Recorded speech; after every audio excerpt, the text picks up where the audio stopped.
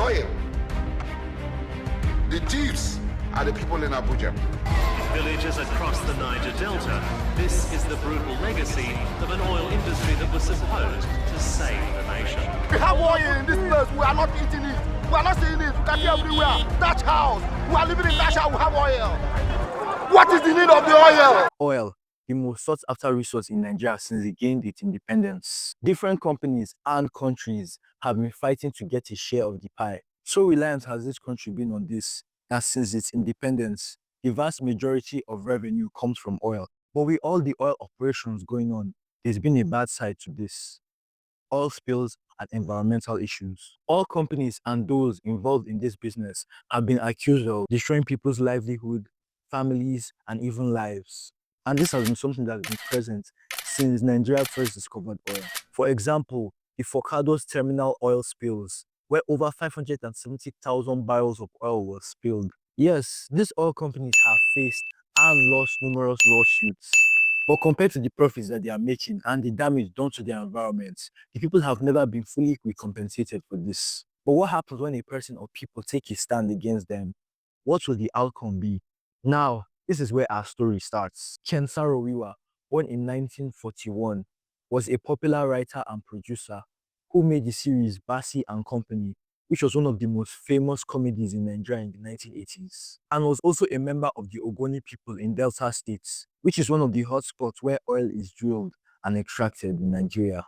Now get this, since oil was discovered in the Ogoni land, over $30 billion was extracted from the land by Royal Dutch Shell, a British oil company. Yes, the people have not gotten anything from it, except of course polluted lands. And out of the 5,000 jobs in the company, only about 100 were allocated to the Ogoni people. You could just see they really could not care less about the people. But now, you may ask me, what is the government doing about this?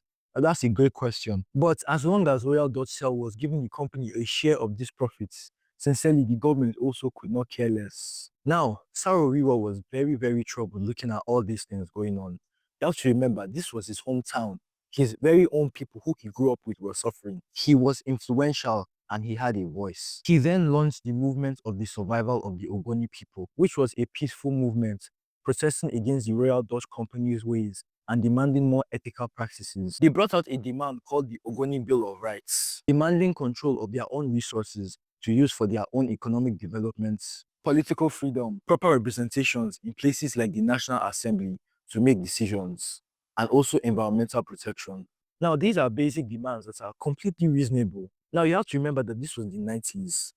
Back then, and even now, Nigeria was heavily reliant on oil, with 90% of the country's revenue coming from it.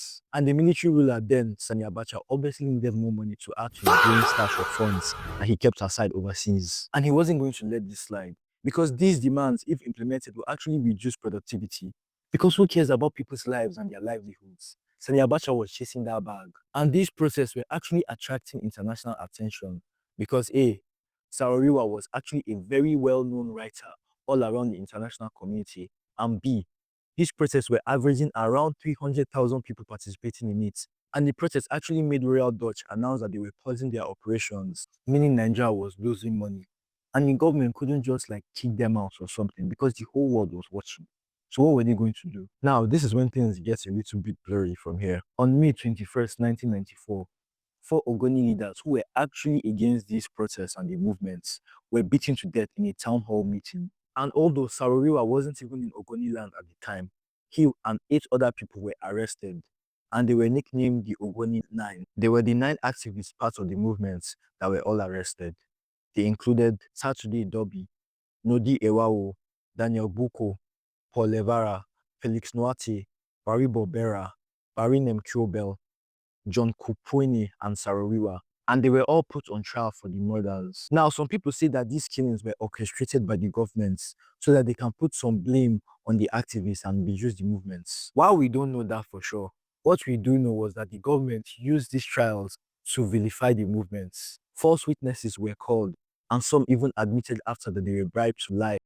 They used the incidents to legally arrest and persecute the Ogoni people. Everybody knew that this was a scam with one intent in mind. And in November 10th, 1995, Despite national and international outcry, all 9 of them were hanged.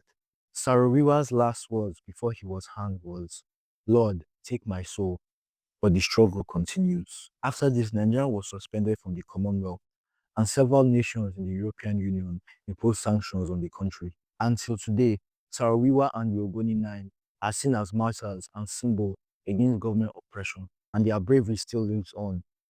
These people that they fought against, the government, the higher ups are real dust cell. Some of them are old, most are dead. What legacy did they leave behind? But these Ogoni Nine left a legacy of fighting and of hope that is still inspiring people till this day.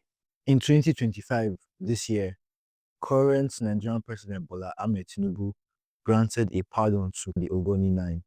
Rest in peace to all 9 heroes. Please subscribe, please subscribe. Huh? Huh? Please subscribe.